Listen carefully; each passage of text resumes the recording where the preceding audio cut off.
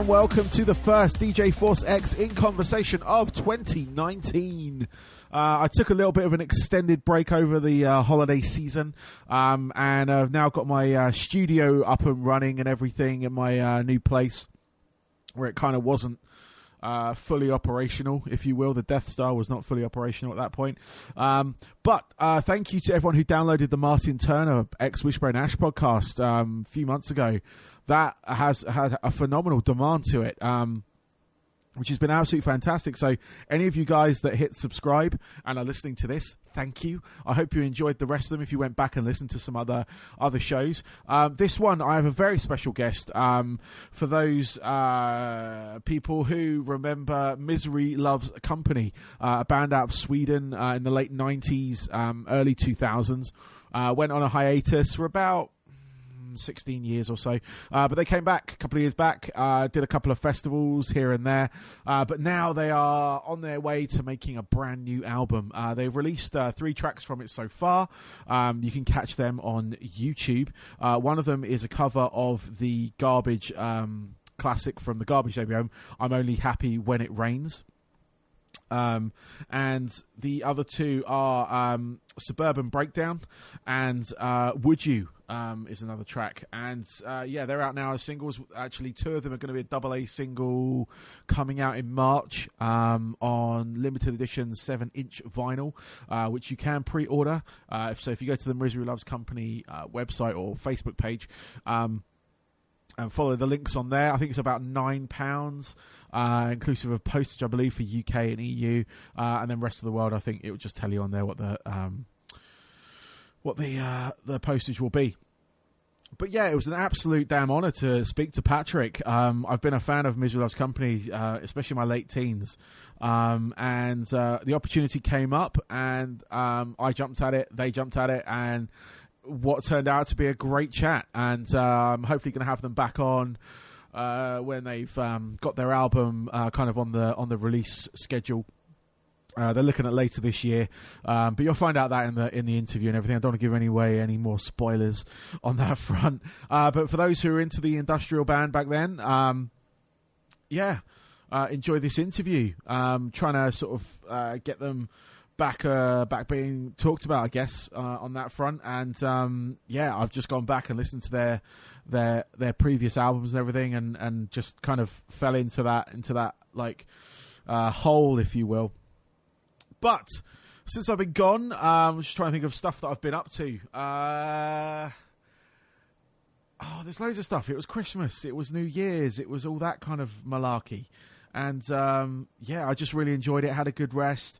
Got on with, that was it, 365 days of scratching. For those that have listened to my shows before will know that I am a DJ. But not just your sort of standard radio DJ or club DJ. I'm also a scratch DJ. And I've now committed to making at least one scratch video a day to post up on my YouTube channel, which is YouTube/users/DJForceX. There's a playlist being formed of the scratching as well. So you can kind of see where I was at the beginning of the year and how I'm progressing. So for those that are into that scene, please go have a look. For those who are curious, go have a look. Come follow me on Instagram. Excuse me. You'll get... sorry, it is late at the moment. I do apologise. You'll get a minute clip of these videos. Some of them are longer than a minute. Some of them are just about a minute long. On Instagram, it just cuts it to a minute no matter what. So you can sample it on there. That's Instagram/DJForceX. In fact, anywhere you want to find me on the socials, it is at DJForceX. I'm going to sort of go into this interview now, I think is probably the best thing to do, because I am starting to ramble. But I will catch you up on anything else that I have done, probably with the next episode. I'm lining up a lot of interviews at the moment. Can't say who I've got coming up right now because they're only penciled in, but hopefully I'm going to start marking these in and getting them on the show, because I'm back in that jam, if you will. So enjoy the interview. This is Patrik from Misery Loves Company. Thank you.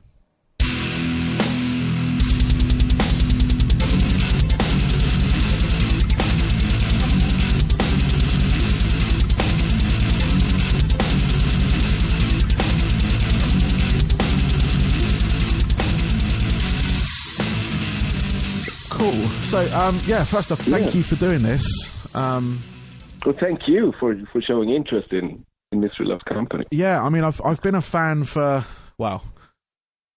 years. I remember you guys from back in the late 90s. You actually toured with a friend of mine's band in the UK. They were your support band for one of your tours, Snub. If you remember them, they're on a sort of they're on a sister label to the one my band was on, and I sort of knew them from back when, and I saw you guys a couple of times live in London, back in the day, so it's actually a genuine pleasure to chat to you, because it's I never thought after you guys kind of like went on your hiatus, it was like one of those things where it's like another band's gone kind of thing at the time, but you're back, so we are. We only stayed away for about 16 years. So a small amount of time. But the tour we did with Snub, I believe that was in 97, right? I think it was. It was around 97, 98. I was sort of in my late teens, so when I was sort of like writing my fanzines and stuff, but also just going to shows because I had a kid with no responsibilities, so I had expendable income, whereas now it's a little bit more difficult. So, good to me. But it's I've listened to your new tracks, and they took me back, and I went back and I listened to Your Vision Was Not Mine to Share, and oh my goodness, what was the name of the other album? So I've totally forgotten. Not Like Them. That was Not it. Like Them. Yes. Yeah, and and I just went on a total trip basically back to my teens on that. But it's great having you guys back, because I'd actually be very much, because I know you came over to Europe when you reformed. Was that in 2016? I think it was. Yeah, it was. But we didn't really do a lot. But we did play at the Bloodstock Festival. Yes, and a few other festivals around Europe. But I believe that was the only show we did in the UK. Yeah. I missed it. I was living in the States at the time, so right. I missed that. But I know you did the 70,000 tons of Metal Cruise as well. So we did. That was something that I was trying to get on, but couldn't. Okay. And that was probably the year after, I think, 2017. Yeah. I guess. Yeah. I think. Yeah. We've been doing this for a few more years, but we haven't really played that much. We've only done like a few shows every year. But I guess the plan has always been to release a new album, and hopefully after that we'll be able to go back to the UK and do it properly. That's what we're doing right now. We're in the studio and putting it together. Yeah, I was going to ask what your plan was, because it is your first album since year 2000, wasn't it? Show. Yeah. It is. It's kind of weird. I mean, the story of the band is kind of strange, because it only took like 5 years before me and Örjan, who I wrote the songs with and formed the band with, we started, actually, we met up at this party or concert or whatever it was, and we were just saying to each other we should write a song or two, and we went down to the studio, and that's the way it was for a few years. I mean, ever since 2005, whenever we would meet up, we'd say, why don't we go down to the studio, and so we've actually been writing songs for about 14 years or so. but it was just something we did for ourselves. I don't think any of us thought of putting the band together or anything. It was just something that we really loved doing, and something that comes natural whenever we would meet up. And after a while, it just felt like the most natural thing to do to actually, we really wanted to play live again and to put out an album. So we've been releasing these cool 3 songs so far. But yeah. No, I was gonna ask what the plan was for the album. Obviously, usual plans of sort of touring and stuff. But when you sort of planning, I know you said you're still in the studio, but when are you still sort of planning the release? September. September, so later this year. And yeah. Okay. And so I believe we will be finished in the studio, and the album will be mixed and mastered by the end of March. Okay. And so we'll probably release another song in April, May or so, and then the full album in September. Cool. Will the tracks that you've released so far be on the album, or are they sort of? Yeah. Oh, they will be. Okay, cool. No. Yeah, they will be. Excellent. So, I'm really looking forward to that, because we get a lot of people mailing us and asking when are you going to play the UK or somewhere else, and it's kind of, I don't know, it's kind of difficult, I guess, for the promoters as well, or booking agencies to set up shows when you don't have an album. I didn't really realize how important it was, but I guess some of it has to do with the scene we come from. I mean, the metal scene or industrial metal or whatever. It's kind of, the album is important, and I think also since we've been away for such a long time, I know we've seen it so many times, band, getting back together, doing a few festivals or whatever. Yeah. Perhaps releasing a song or two, and I think it's really important for us to prove that we're actually here to stay. We're going to continue doing this, and I believe that until we've released an album, people are not really sure what to expect. Yeah, we really want to do more shows and release more songs. No, it's definitely true. I mean, I went to go see Pitch Shifter, a former label friends of yours. But they did a sort of like after, was it 20 years after .com came out, their sort of Geffen, the album they released on Geffen, they did a sort of reunion tour. Just like actually, I saw that. They did quite a few shows in the UK, didn't they? Yeah, they did about 7 or 8 shows, I think it was in the end. All right. With Earth Tone 9. Yeah, with Earth Tone 9. Yep. Yeah. Cool. And that was good. It was really nice to kind of like have that kind of nostalgic kick going, because they were another band that I used to follow, and but they're not, as far as I know, not following it up with an album or anything. So no, it's that kind of. But they did release a song, didn't they? They did. They had some demos that they had for an unreleased album, I believe. All right. Which is what they released. I think they released like 3 tracks from, I believe. Oh, okay, I'll have to double check that, but but no, I don't know whether they're planning on releasing an album, because I know they're kind of dotted around the globe as well. So it's sort of getting together is a bit more difficult for them. With I think JS Claydon's in the States, and I think actually the rest are in the UK, but having your front man that far away might be difficult for a band.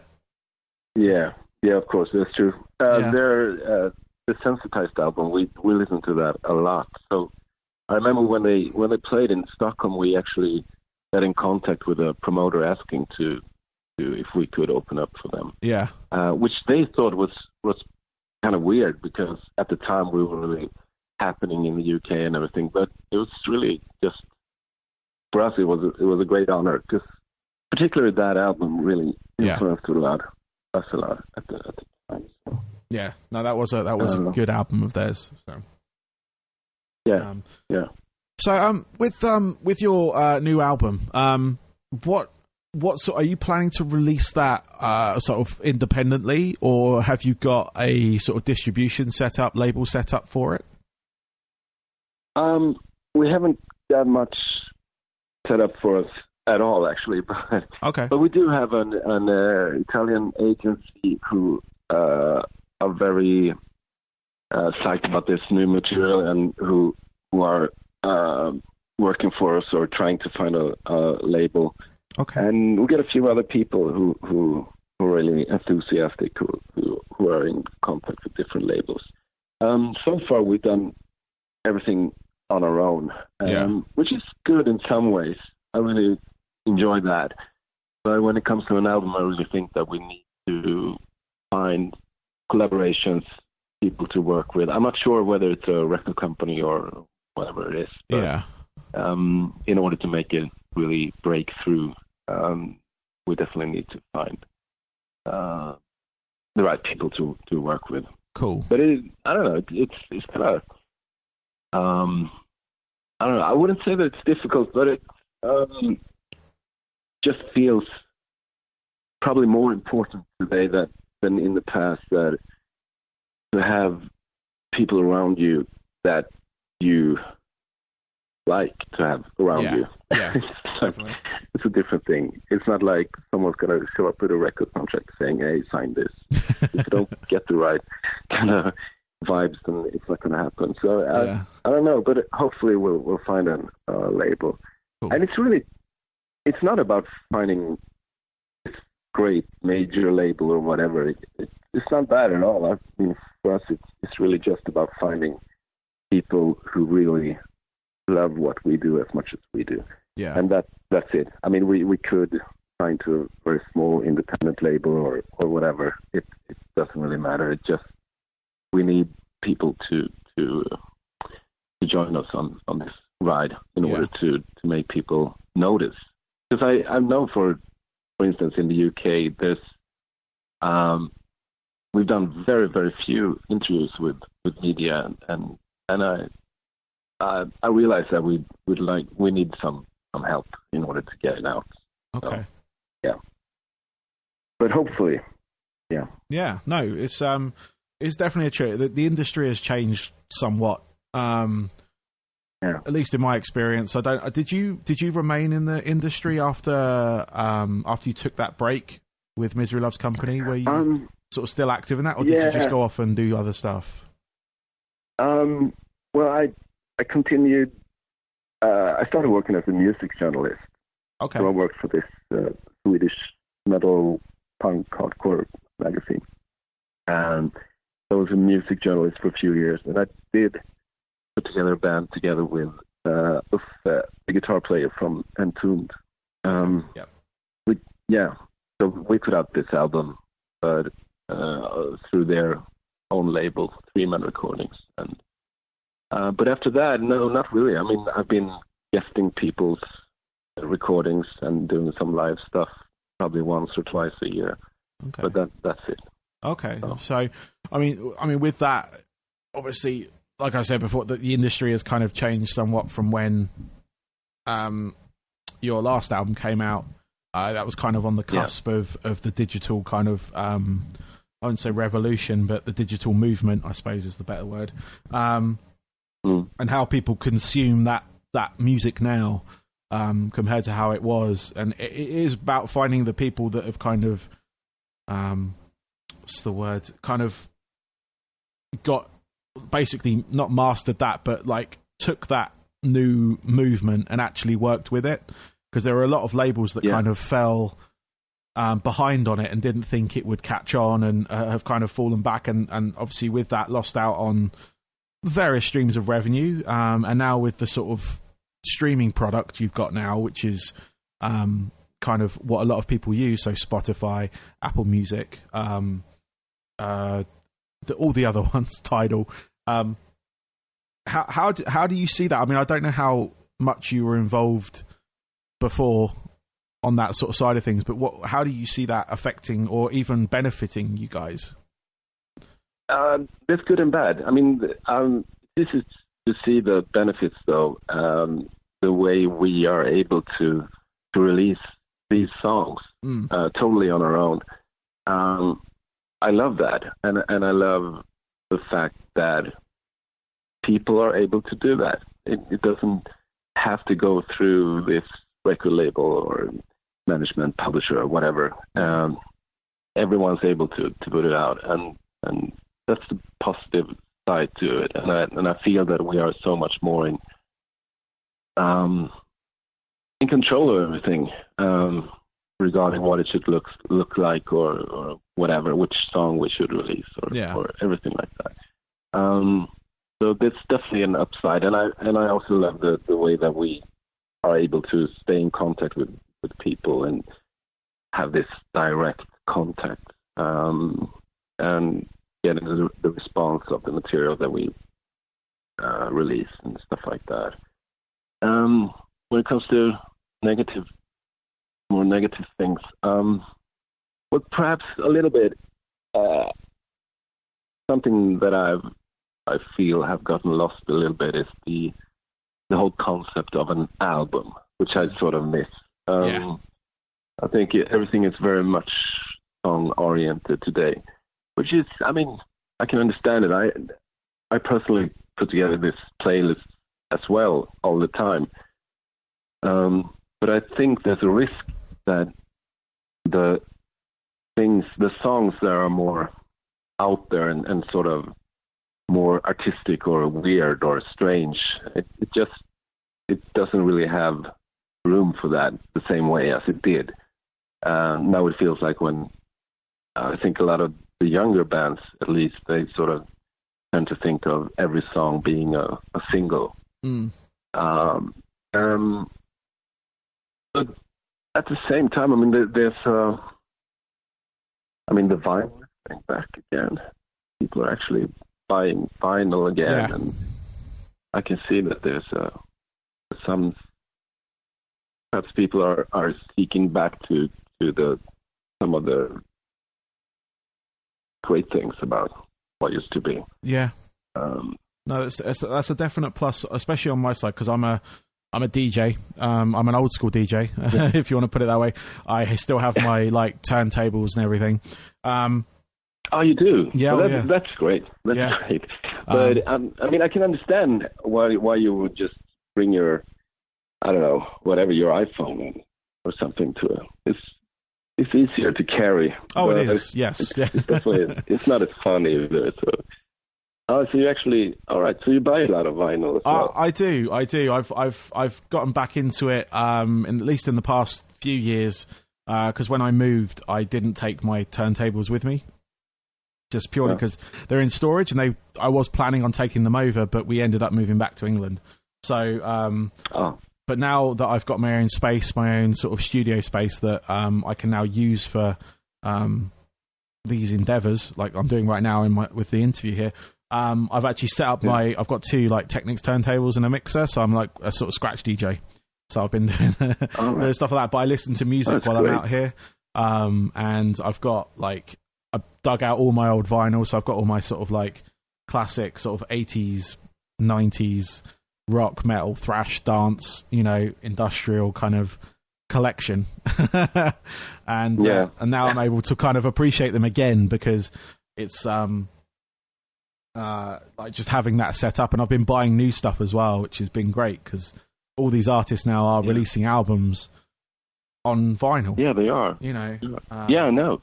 I mean, our albums. I mean, the three albums that we released, I believe that. Well, only the first one came out on vinyl. So nowadays it seems more like everyone does it. Yeah. And I really enjoyed that as well. I actually sold my CD collection a few years back, but I've never sold my vinyl collection. I'll stick to that. And so yeah, I don't know. This digital revolution is definitely good or bad, but mainly good things. I think it's a good thing. I think it was initially there were some like obviously hurdles and hiccups to sort of get over. At the time of like I was in a band as well, like I said before, and we were kind of on that cusp, and it was kind of a mixed message, so it was a good way of getting our music out there. But when like kids were downloading it, which was great, but then I got told that they downloaded them from peer-to-peer sharing or like some random website had it uploaded, and it was really weird, because I was like, great, they've got the music, but I'm trying to sort of make a living out of this. And that was where a lot of a lot of labels at the time didn't quite, they were going on the sort of cease and desist avenue, because they hadn't really taken that digital format seriously. And I know it sort of took them forever to realize what was happening. Yeah. I believe that the bigger record companies were probably the last one in the world to understand what was going on. Yeah. I don't know why that was. Maybe they were just so, I don't know. I don't know. I think because it moves so fast, strange. like compared to what they're used to, it wasn't like they were producing a format to like a physical product. It was a digital file, which is essentially nothing, if you will. But they I don't think they could get their head around. They couldn't market or couldn't quantize that entity in order to sell it until sort of Apple went, here is iTunes, we'll sell them this way. You know, I think there was like other websites, mp3.com, stuff like that back in the day, where you could buy, you know, tracks. But I don't think they kind of got their head around it because they weren't looking at the kind of like, oh, no one wants this without a CD. No one wants, you know, the CD. Or they want the CD because of the clarity. Or they want the vinyl. Even the vinyl was failing at that point because of the CD. Cassette tape had already gone. So it was that kind of moment of flux where I think they hesitated. And then because the format took up so quickly, they just got left behind. But now a lot of them have caught up, thankfully. I get sent, obviously, MP3s through...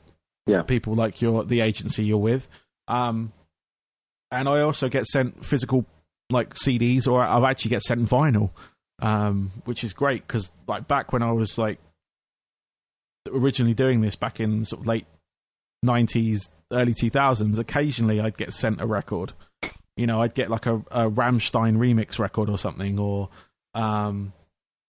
just general white labels from dance music companies, and like now I've started getting vinyl albums from some of these agencies because they're being re-released, or they've just got them sort of hanging around.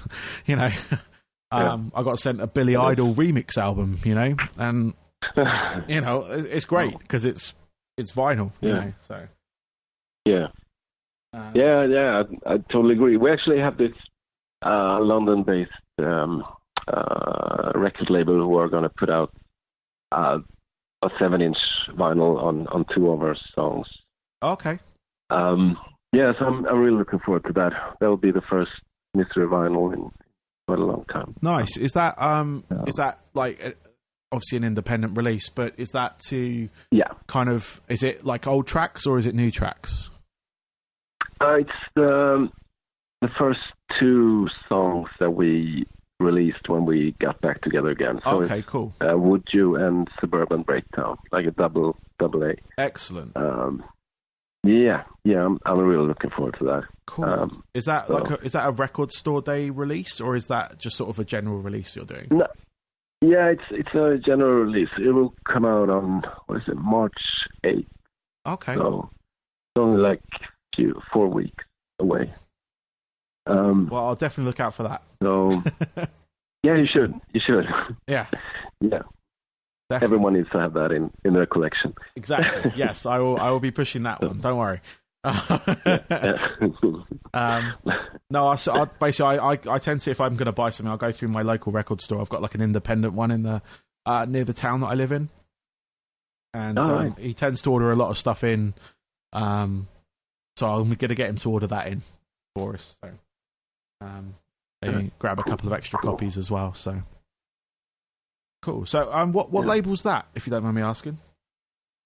It's Beat Bus Records. It's a fairly new label, I believe. I believe they probably started like last year, and they're gonna sort of specialize in doing the limited edition 7 inches, I think, or perhaps albums as well. But we just got in contact with. We met this guy at this Italian festival, and we just hung out that night, and then he came back to us like a year later saying he had this label and asked us if we could make this 7-inch 500 copies, and we were just like, yeah, thank you.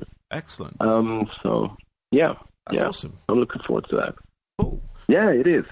Yeah, I think Barbara and Steve will probably send out a press release about that as well soon. So excellent.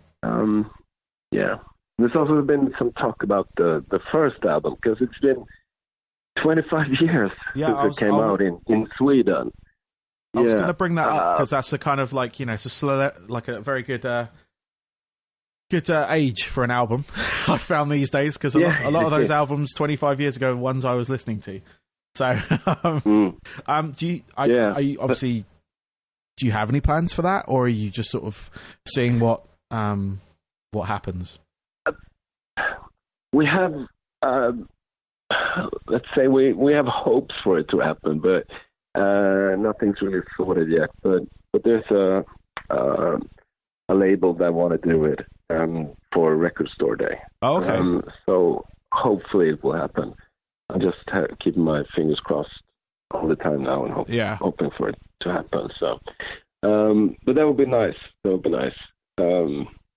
So, yeah, cool. I'll let you know. No, yeah, definitely. Let me know. That would be. I love Record Store Day as well. That's one of my annual pilgrimages to various record stores that I go to, picking up stuff. Just on that day. So. It's always a nice day. Here in Stockholm as well. Just walking around between these record stores and grabbing a beer and buying an album or two. Yeah. No, I back that day fully. When I was in the States, I was actually quite fortunate to be near one of the largest record stores in, I'm going to say the world, but definitely in the States. Amoeba? No, there was one called Banana Music. All right. Yeah, okay. It's I've never been there, but okay. It's based out in Tampa, in Florida, and I made a sort of an annual pilgrimage down to there because I lived in the Tampa area, and I just go there. And there was another one called Daddy Cool, which is a smaller sort of independent, but it was very good. But it was huge. It was it had what you would think of as a traditional record store in the States, long aisles of music. It smelt fusty and dusty, but they also had a huge warehouse full of vinyl, which I went into a couple of times. I could have spent my entire time in there, to be honest with you, just going through the records. The rest of your life. Exactly. Yeah. But yeah, and then coming back to the UK, I look after an independent store's website.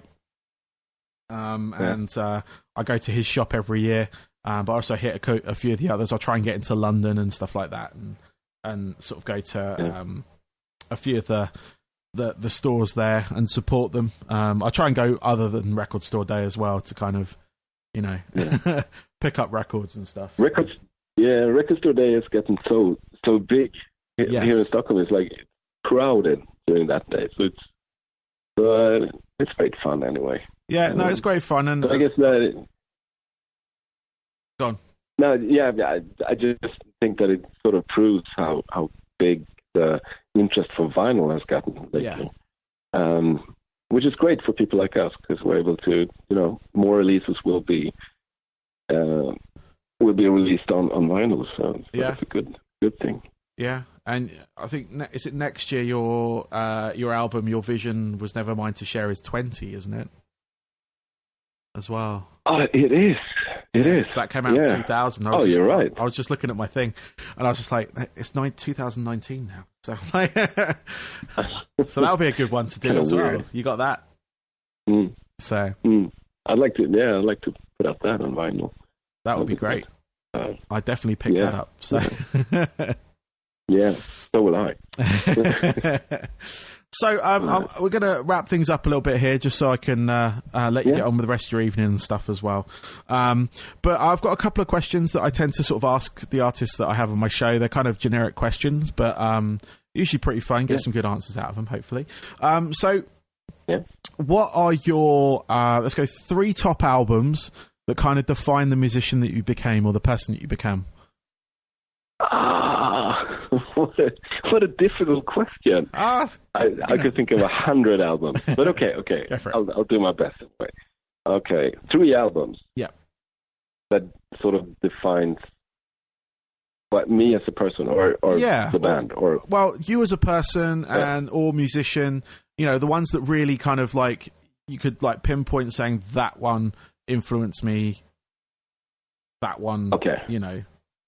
Yeah. Ramones. Cool. And probably I don't know. I guess the first one is the most classic, but I'd say Rocket to Russia, because that was the first album that I heard by the Ramones, and I sort of stuck to it since then. I never get tired of the Ramones. I think they're like the ultimate rock band. Yes. And also love Joe Ramone for his vocals. And okay. And David Bowie's Scary Monsters, because of the way he progressed with every album, the way he was very curious about new styles of music, and the way he sort of and he let it shine through in his music as well. And Scary Monsters, that was the same thing. That was an album I heard at a very, very early age, and I became a fan, and I still hold it as one of my favorite albums. Cool. And then, okay, if I say it quick enough, I might be able to say 4 albums: Nine Inch Nails, Downward Spiral, Ministry, Psalm 69. Okay. I'll let you have those. Because that was really, okay, good, thanks. I guess Psalm 69 was really the reason why we formed the band. I met Örjan in a bar in our hometown. Yeah. And he had been working with techno mainly, sitting in his studio doing dance music, and he did some work with a guy called Graham Lewis, who used to be in a British band called Wire. Yeah. And Graham played him the Ministry album. So he came up to me, and I was in this metal band, I suppose. I played guitar and did the vocals. And he came up to me after a show, and he said, why don't we try to combine these two elements, me with my computer and the samplers, and you with your voice and guitars, and that's where we started, really. Oh, nice. Yeah, and I think Downward Spiral was just as important for me, especially lyrically, I think, in forming what became Mystery Loves Company. Yeah. So, yeah, it had to be 4 albums. That's all right. No, that's fine. That's all good. They're 4 absolutely amazing albums, to be fair. So, yeah, you can have those. I don't mind cheating on that. That's good. It's kind of sad that they're also old, though. That is true. Albums. But at the same time, I mean, you get it formed early on, I guess. So it's, and Ministry are still It doesn't going. mean that I don't listen to new music. No, I mean, Ministry are still going as well. Their last album, American, is actually... I loved it. It had one of my favorite scratch DJs on there as well. So it was one of those things where it was like a partnership of 2 artists that I like. DJ Swamp, who was the DJ that was on that album, actually toured with them for a couple of years as well, is one of my sort of influences when I came to sort of do scratch DJing, because he was so... The cool thing is that I really like the way they sort of slowed down things again. Yeah. Because they haven't really done that in a very long time. I enjoy their more thrash metal kind of albums as well, but I prefer when they slow things down again. Yeah, and it really kind of like that was where it kind of got back to me as well, because I was like, Ministry, again, their kind of stuff was all right, but it was sort of high tempo, thrashy. Yeah. But with the weird thing is that when we did this, we wrote on our Facebook page that we are back again and we're going to do these shows in 2016. 2 of the first people that replied and sent us messages were actually members of Ministry. Oh, which nice. It was kind of weird. I mean, it wasn't Al Jurgensen, of course. Yeah. But that was just, wow, that was mind-blowing. So ever since, we've been sort of getting in touch every once in a while, and the guitar player keeps saying that they want to join us on stage. But we've done a few festivals, but we haven't played at the same day, so we've never been able to meet up. But awesome. They're, of course, a very big influence on us. Excellent. No, that's awesome. Having that, it must be having those messages come in and just like, yeah, that's fine. Let's just try and play together. It means so much. I mean, being away for such a long time, we had no idea what to expect, and it feels pretty much the same way. I mean, you calling me up tonight, it's just something that I appreciate so much. Cool. Because we honestly don't expect. I mean, we've been away for a long time. Yeah. So we understand that most people don't know who the hell Mr. Love's company is. So yeah. So it means a lot. No, that's all good. I mean, like I said, there's definitely an audience out there for you guys here in the UK. I know of a fair few people that remember you guys from back then, and I think I think they must have come to see you at Bloodstock. But yeah, no, I mean, definitely once you guys get your album sort of done and out, and you get your sort of the whole shebang that comes with that, the tour, the press, all that kind of stuff.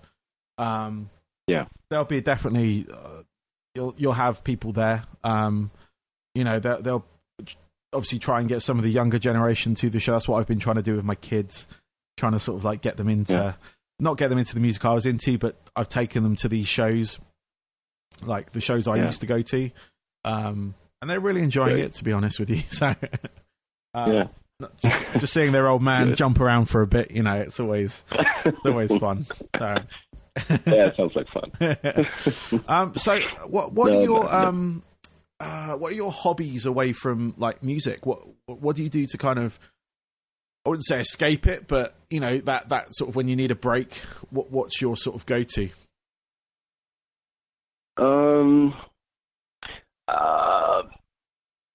That's a good question. Well, at least in parts of my life, I've been writing a lot. I don't know if that's such a good escape. But, I did put out a book like 4 years ago, and I'm usually working on something.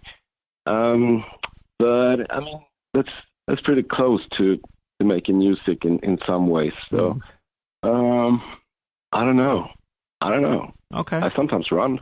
Okay. That's something away from music.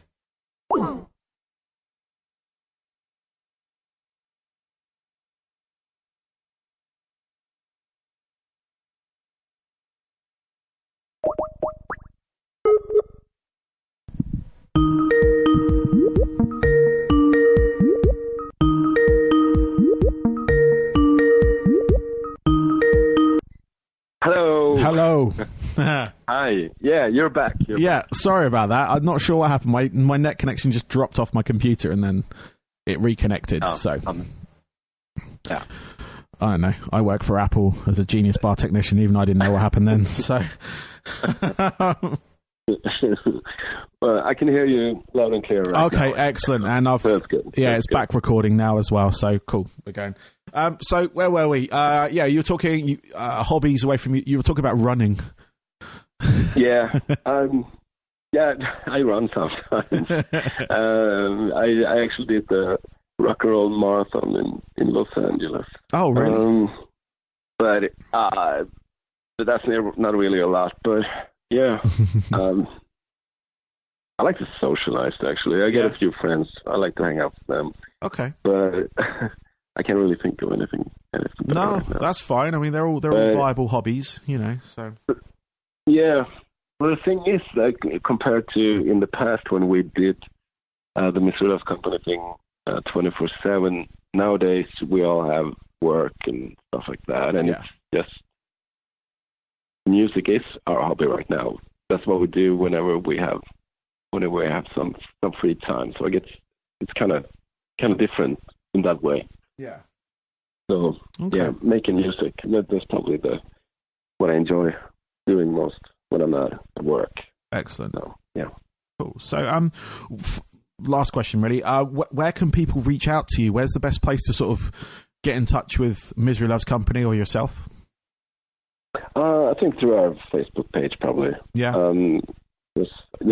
And I'm handling that, so I'll answer anyone who got any questions or want to get in contact. So cool. Yeah, that's a good thing. It's also a good way to stay updated on new releases or shows or whatever. Like I try to update it almost daily. Cool. Yeah. And what's the address for? Obviously, facebook.com. Is it Misery Loves Co. or is it? Yeah, I think so. Yeah. You can probably find it by just like searching for it. Yeah. Okay. Yeah. Cool. Yeah. Well, Patrik, I know we got cut off, but it was coming sort of to the end of this chat. So,